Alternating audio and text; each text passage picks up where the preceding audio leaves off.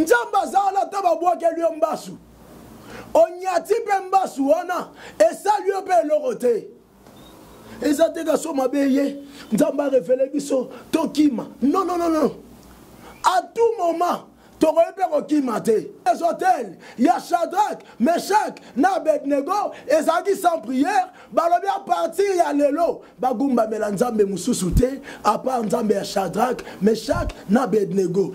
Est-ce que ce monde a dit que quand on a respect à la parole de Dieu, à part protection, bato batimolela ki yo mabulu, bango mo bazonga na mabulu na bango. Il a donné son fils, dont le fils était donné. T'as la fils à affrontaka. Un enfant d'Akimara. Alors si on continue à faire l'enfant, on va faire Rokima, on va affronter. Mais un fils, tu affrontes, tu as dit que Oazakati na biso a l'écu à Zala Mokele.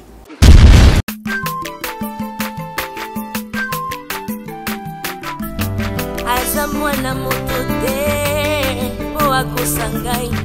Abongwa ni pete po awangata Nzambe ya le Nazarien, le Nazarien, le Nazarien.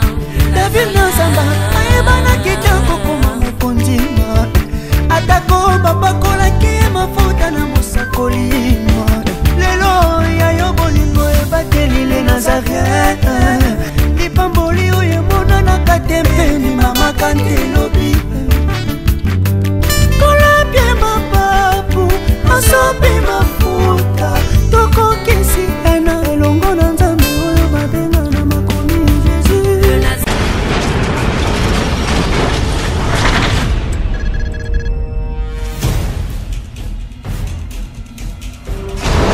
Bonjour bien-aimés dans le Seigneur, que le Tout-Puissant de Jacob vous bénisse. Nous voici encore une fois pour vous proposer un nouveau programme. Et donc chaque dimanche sur le Nazaréen, vous suivrez le moindre de tous, l'évangéliste Roger Bach. En accord avec 2 Timothée chapitre 4, verset 1 à 2, je paraphrase. Je t'en conjure devant les hommes et devant Jésus-Christ qui doit juger les vivants et les morts. Et au nom de son avènement et de son royaume, prêche la parole. Nous vous apporterons, bien-aimés dans le Seigneur, le message qui est basé sur Jésus-Christ et de Nazareth. Afin que soit accomplie la parole qui dit, montrez-nous seulement l'agneau, cela nous suffira. Et donc chaque dimanche, sur le Nazaréen, vous suivrez le moindre de tous, l'évangéliste Roger Bach.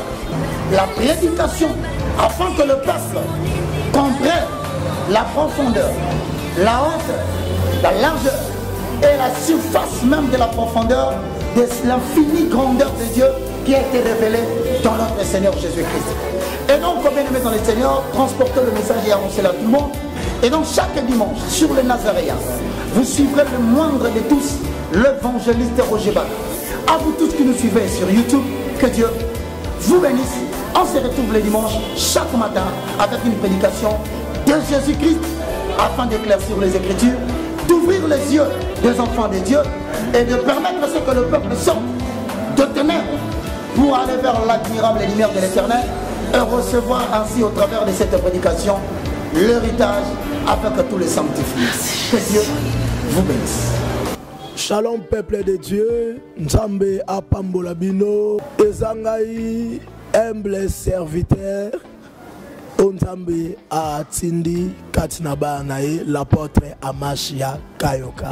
De partout au Bozali, bino bato bolanda biso na www.nazareentv.com. Nzambe apambola bino. Et le retentolo banabino, maté anabiso auto bandote labino chaque dimanche. Ponabino ba boza nabandaku. Na ebike oza malamu mingi to bando partager lilo banzambe. Pe to banda pe ko bonde la ponabino parce que to zala besoin nzambe a se manifester na via ba na nzambe nyonso. C'est pourquoi nzambe a pambola bino na nyonso oyekoleka. Ciao, nzamba pambola.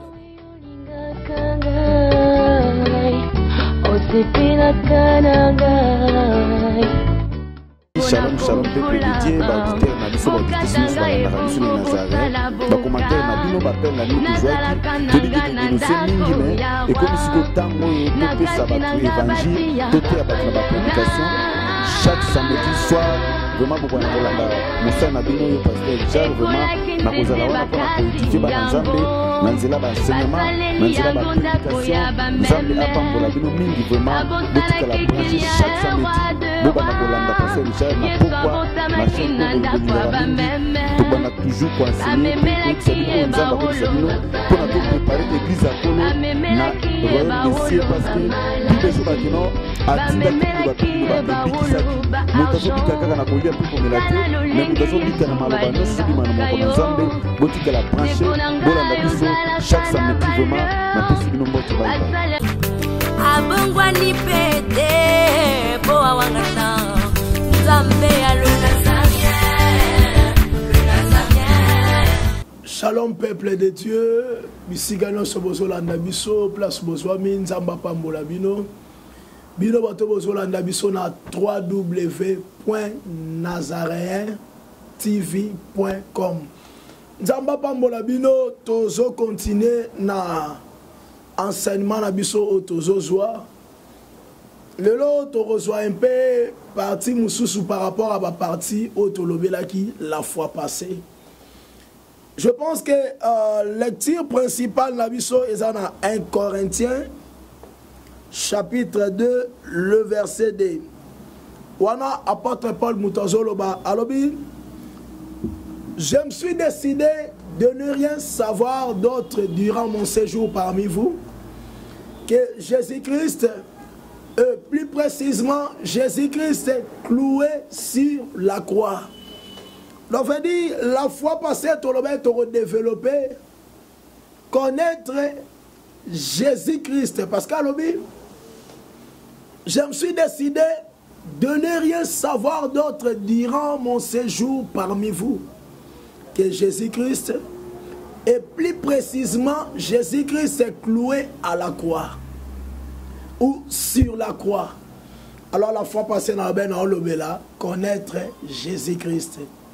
Na pesa pe ba avantage nango, mais seulement to bando bandela nyon sauter parce que tozo passer pour to courir derrière temps et derrière ba minute. Je pense que na souka na olobele un peu l'or moi moutier par rapport à ba minute au bado pesa biso. Alors na loba qui connaître Jésus-Christ, en d'autres termes, to loba c'est connaître ce qu'il est et connaître sa volonté. Mais la sa volonté. La volonté de Jésus-Christ, dans Jean chapitre 15, verset 7. Bible si vous demeurez en moi et que mes paroles demeurent en vous, demandez ce que vous voudrez et cela vous sera accordé. Donc, si vous demeurez en moi, et que mes paroles demeurent en vous. Mais la lobela qui te relobela, si vous demeurez en moi. Parce que mes paroles demeurent en vous, te relobela, on peut m'bala o ezoya. Alors, demeurez en moi, o Jésus zolobela ksinini. En quelque sorte, Eza demeurez dans sa parole. Parce que selon Jean chapitre 1, verset 1, par l'acception qu'au commencement était la parole était avec Dieu et la parole était Dieu. Dans verset 14, par l'acception que la parole était faite chair, Yahwana est descendu parmi Bisso. Donc, par l'acception que la parole est à Jésus. Alors, c'est pourquoi la lobby demeurez en Jésus. Jésus, si vous demeurez en moi, en quelque sorte, et qu'on demeure dans l'îlot banaye. Ko sala oeza volonté naye, ko sala oeza mokano naye, donc olanda maloba naye, ko tosa yango en bref yango ana. Alors on a que mutu oyo azo demeurer dans la parole, mutu azo obéir na parole de Dieu, attend prier te protection nzambe zala likolo naye. Na pesa qui avantage ya mutu o azo demeurer la parole de Dieu tant azo prier. Na lobeke ata sali prière à mukuse. Nzamba répondra en bala moko.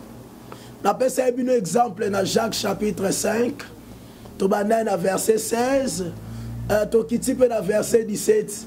Nenge ba ola kisabiso ke prière à juste ezara efficacité makasi. Ba pesi biso exemple à juste moko o sala prière eza Eli a prié et pendant 3 ans et 6 mois mboule betate.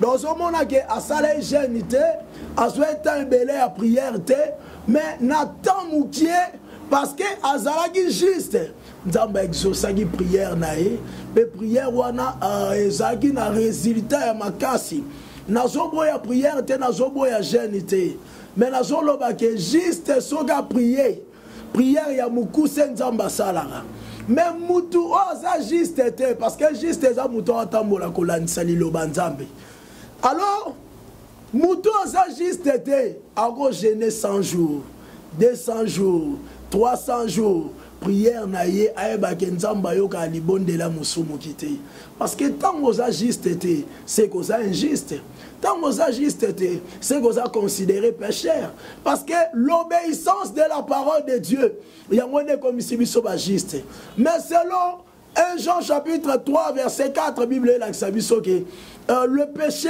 c'est la transgression de la loi. Donc le fait d'yakoto salilo banzambete, le fait d'yakoto sa loi yanzambete, nous a considéré comme pécheur parce qu'on transgressé loi. On s'est transgressé loi, on a pécheur, nzamba yoka libonde la musumu kite. Selon Esaïe chapitre 59 verset 1 à 2, Bible la sabiso ke loboko na nzambe za mokuse te po sala atalito ineza makasi te po yoka meza mabe na biso muto etsa barrière entre biso na nzambe. Donc masumu etsa barrière entre biso na nzambe. Alors na yo lobela sous prière ya muto otambola kolandisa liloba nzambe. To muto aza juste. Nde na oto loba place wana ke prière naye ate ya mukuse nzamba salaka na bakisaki lisu na loba boy muto to sali loba nzamba ta prier te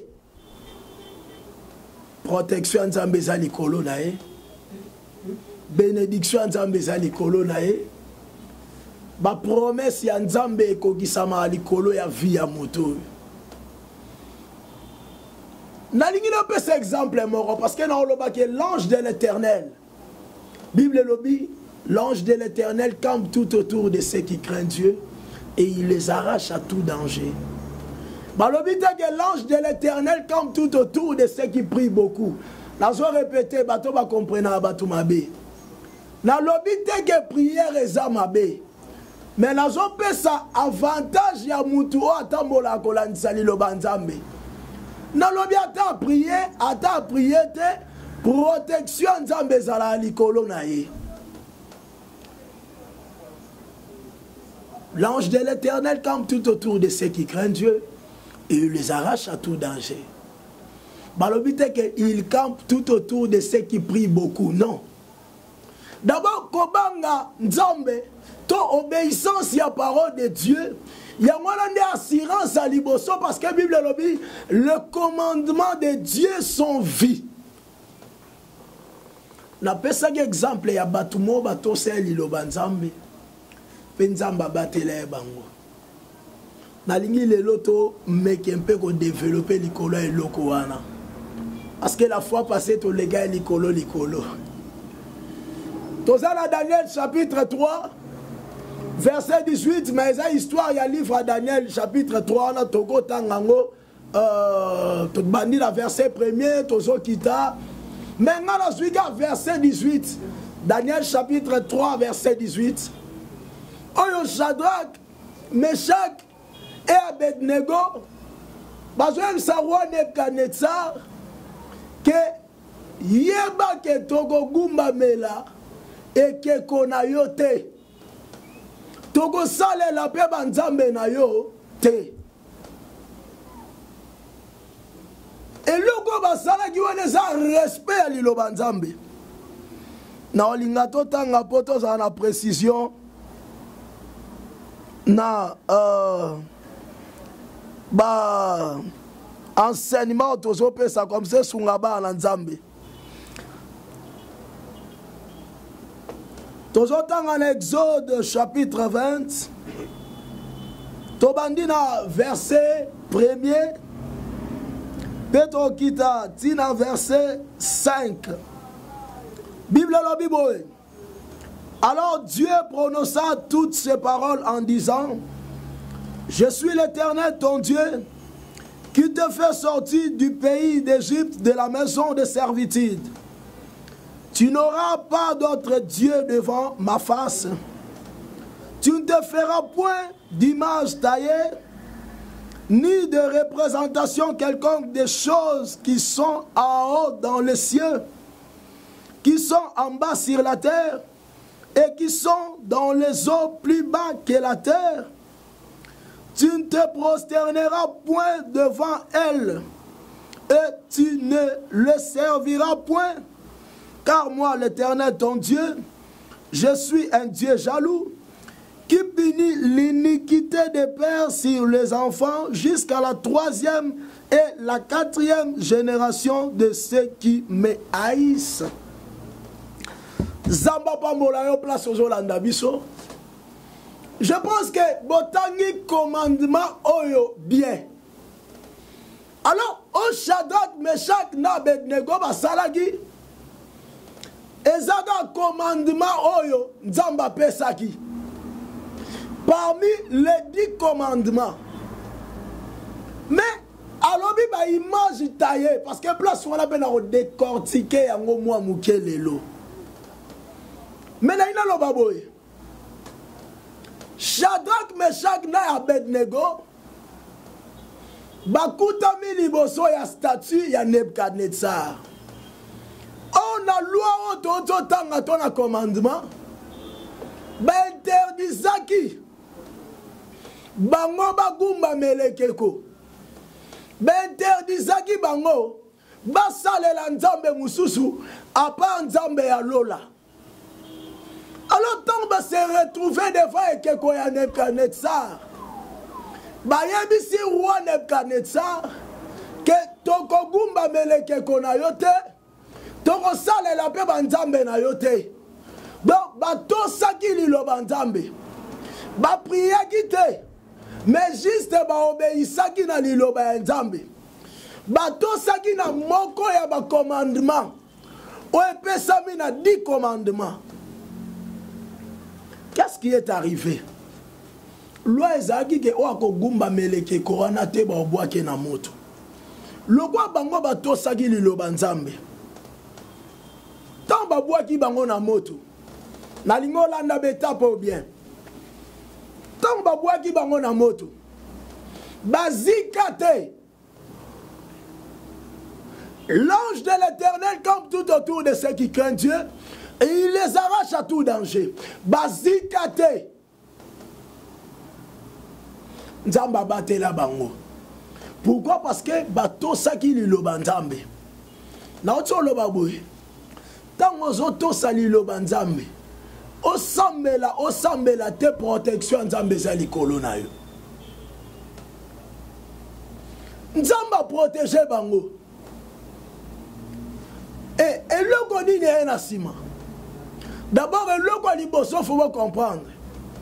Nzamba tiki ba bwaka bango na moto, mais à protéger bango na kata moto.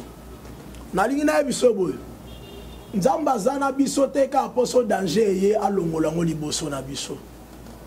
Nzamba zana biso te ka poso mabe ye alongola ngo liboso na yo. Mais nzamba zana biso pe soki mabe ye atiki yo koti na mabe me saluer le roté.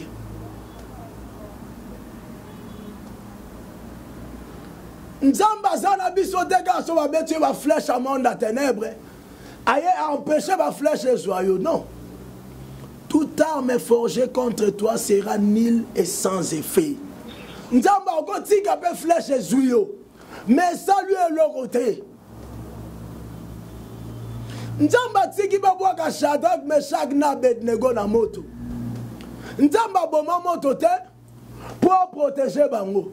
atika bango bakota na moto mais moto wana ezala ni les sans effet pa na bango yoka na ebisa yo nzambe azala teka so batie yo poison a révélé ba prophète o met la poison wana te non nzambe pa za wana soki batie yo poison o meli et salut au pe le côté so tangi na Marc chapitre 16 Obanina verset 17 tina 18 Bible zola kisabiso ke ata tomeli biloko ezana breuvage mortel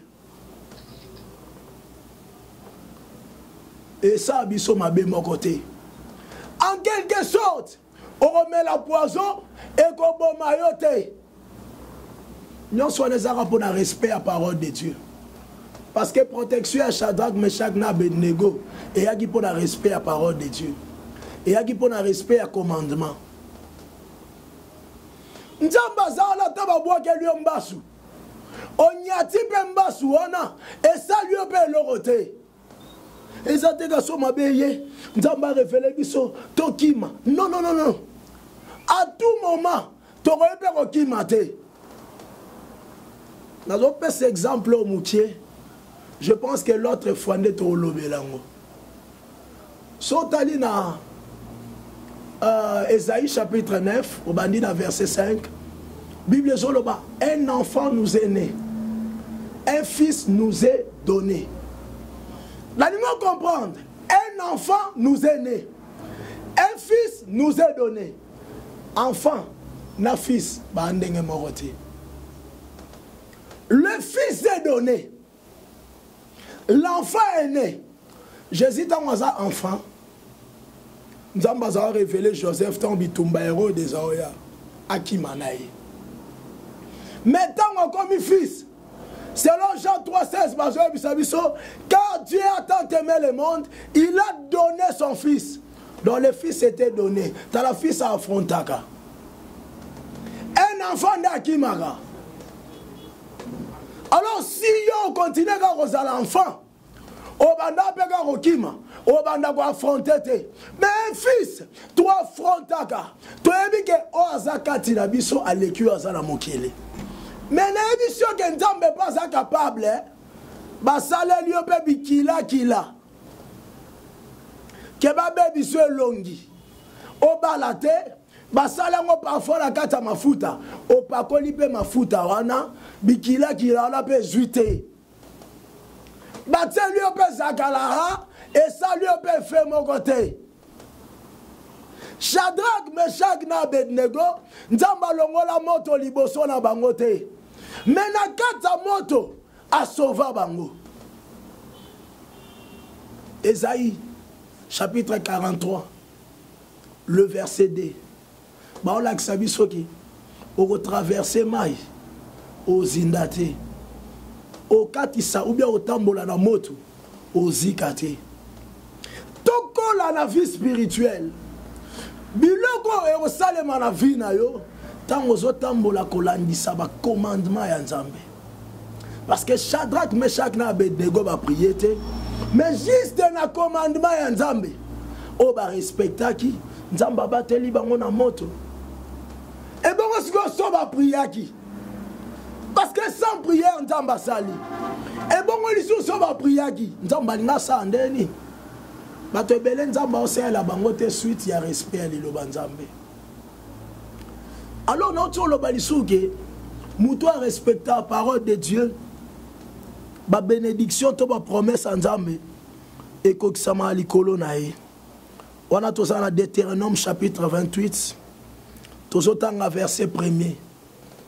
Tu vas comprendre, on a tangi trop. Hein? Bible sur le baboué. Voilà Deutéronome chapitre 28, verset 1er. Bible le dit, si tu obéis à la voix de l'Éternel, ton Dieu, en observant et en mettant en pratique tous ces commandements que je te prescris aujourd'hui, l'Éternel, ton Dieu, te donnera la supériorité sur toutes les nations de la terre. Balobi, si tu obéis à la voix de l'Éternel, ton Dieu, en observant et en mettant en pratique, tous ces commandements que j'ai été prescrits aujourd'hui. Balobi soko obéir. Et là on est salamelayo. Nzamba apesa yo supériorité sur toutes les nations de la terre. Alléluia. Donc venir la supériorité. Et Zoya n'a qu'à mettre en pratique, n'a qu'à observer le commandement. Il y a un Nzambé. Donc ceux qui mettent en pratique, observez bien. Aux supériorité sur toutes les nations de la terre. Yozo lukanzamba tombola yo. Mais auto salilo banzambete. Est-ce que auto mbama? Yozo luka succès. Hein? Pour te belé le loba luka succès. Nzamba tombola ngai. Oh. Mais l'élévation, et ça n'a qu'à observer, peut qu'on mettre en pratique le commandement de Dieu.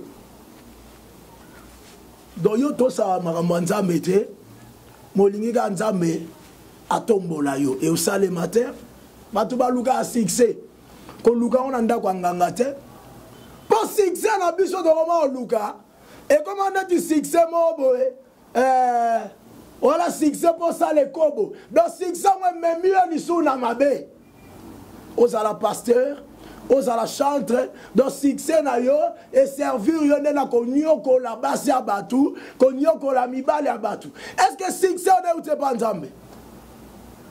C'est pourquoi moi nzamba pambola bino santé parce que bo luka succès mais bo to sali lo nzambe te.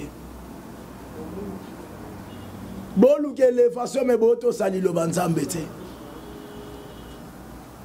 Succès fandi na parole de Dieu. Mais yo zo luka succès luka lango wapi. Si tu observes le commandement de Dieu, se remettre en pratique, on soit succès.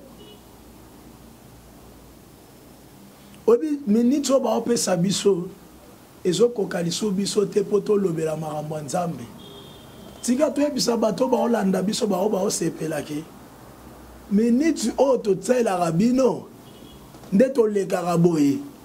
Eza ba mega bataka. Eza crédit ba sombaka. Toza na besoin to te ya tozwa temps. Metande ta ekatani. Ba komo signaler apôtre Kata. Or, toi na besoin ba komo pe sabiso 1 heure du temps. Parce que minute ba pe sabiso par rapport ya ba crédit na ba mega. Donc veut dire il faut ba somba yango. Nazo continuer na minute o muke ba pe sabiso parce que loko mutu ya na développer yango te. Succès ça na liloba nzambe. Mais yo lingi ko respecter liloba nzambe te, mo lingi succès, yo kala bisolo moko. Et pas nzambe. Et ça le quoi na permis te. Oko gagner na désordre, oko gagner pe en ordre. Bobi permis, jouer, gagner. Et pas nzambe ça bongo te. Oko gagner en désordre, o gagner pe en ordre. Te. Et pas nzambe, chemin za moko. Respecter la parole de Dieu au monde à Genzamba au Sala. Shadrach, Meshach, Abednego, rien que le respect à la parole de Dieu. Nzamba biki saba on a moto. Nzamba bateli ba on a moto. Qu'est-ce qui est arrivé? Tant Nzamba biki si bango bateli bango, babimisa e bango na moto. Bato ba sala complot contre bango, bazonga na place na bango. Est-ce que ce monde a dit que quand on a respect à la parole de Dieu, à part protection, bato bati monela ki yo mabulu, bango mo bazonga na mabulu na bango. Et puis troisième chose, Nebuchadnezzar a pesi loi. Alors bien parti ya lelo, mutagumba melanzambe mususuti. À part nzambe ya Shadrach, Meshach na Abednego. Et que kone buka na été. Ba kwa isangote. bakwisi ekeko wana mpo batombola nzambe Shadrach, Meshach na Abednego lokwaka nzambe moko. Eza destruction des hôtels te. Basali destruction des hôtels sans prière. Mais na comprendre na tele lo batu bala besoin ba détruire l'hôtel, mais d'abord respect à la parole de Dieu bazana ngote. On reçoit 26 leçons, 40 leçons, 50 leçons. Il y a quoi enseigner comment détruire les hôtels. Mais respect à la parole de Dieu, on enseigne bangote. Oh, destruction des hôtels. Il y a Shadrach, Meshach, Abednego, et ça qui sans prière, balobi à partir il y a lelo, bagumba melanzambe mususute, à part nzambe ya Shadrach, Meshach, Abednego. Et que quoi Nebukadnezar et quoi ya, batombola nzamba Shadrach, Meshach, Abednego. Tala ba œuvre inachevée, ezole kanamboko. Tala ba œuvre inachevée, ezole kanaba vie ba nzambe. Bossa rappelle destruction des hôtels, construction des hôtels les alatés. Hier sur le but de détruire ces temples, je les rebâtirai en 3 jours. Nzamba établit ça qui Jérémie pour détruire. Hein? Nasima destruction, bah n'est qu'on planté. Bon, yo ça destruction, destruction sans construction. Même Gédéon a détruit l'hôtel à balle, a tourné pour l'éternel. Nazoloba, la destruction des hôtels sans prière. Le respect de la parole de Dieu. Respect à commandement Nzambe. Nzamba pambola bino siga bolandi biso. Na osambela Nzambe lilobo na te ilelo ezo place na mité manabino. Nzamba pesa bino capacité à surmonter le mal par le bien. Nzamba pesa bino capacité à rotosa liloba nae. Nzamba pesa bino capacité il y a qu'à mettre en pratique l'ilobanae. Toute capacité vient de Dieu. Nzamba pe sabino capacité wana. Na kombo na Yesu Christo. Nzamba pambola bino bisika obozo landa biso. Nazo insister to komi coincé. Toza na besoin ba na Nzambe o bazali banda ba bénéficier na ba grâce o Nzambe apesi bango. Alors, tu as besoin de transmettre un message à un faux prophète, mais tu as besoin de vie. Parce que bango to la kisabino misana bango, et ça peut yeba place ni boko tsa lokolo. Mais après vie na binope. C'est pourquoi tu as par tous les moyens, tu yaga awa na les Nazaréens pour te passer bino ba message parce que na minute tu as place bino bozati. Alors, tu as par tous les moyens, mais tu as commis sur le coincé. Tu as besoin prochainement, tu as assis sur terre, tu as un groupe d'intercession, tu as sali intercession, tu as prié na bino elongo. Mais là, comment ça, la biso défaut et comme il va méga, tu comprends que tu as lobate, tu as lobate, tu as lobate, biso tu as ça bien pour te linga ko sengate. Mais tu dois comprendre que tu as commis un bébé. Parce que tu as reproché. Mais si tu as bon pour Anine, parce que moi, tu as un message nabino exacté. Alors, tu as méga connexion, on a futa kango, place tu as l'émission, ba futa yango. So qui est mon certificat zo lobate. Donc biso to lobi ba tu musu be ba ya lobala sima. Nzamba pambola bino place bolandi biso. Mais tu as dit que atana bopé si tu biso to bando yaka to pe sabino ba message. To bando yaka to pe sabino ba enseignement. Numéro na biso za 00243 82 51 69 458. Nazo bandela 00243 51 69 458. Je pense que prochainement on a roya to roya sko koye kola liloba nzambe o photo to ça eza ndenge nini parce que notre l'obéissance à la parole de Dieu. Mais prochainement to roya parce que liloba ngo eza ndenge nini comme ça pour comprendre ma pratique et beleuse au salama lelo que eza ya mabe nzamba pambola bino place bozo landa biso amen.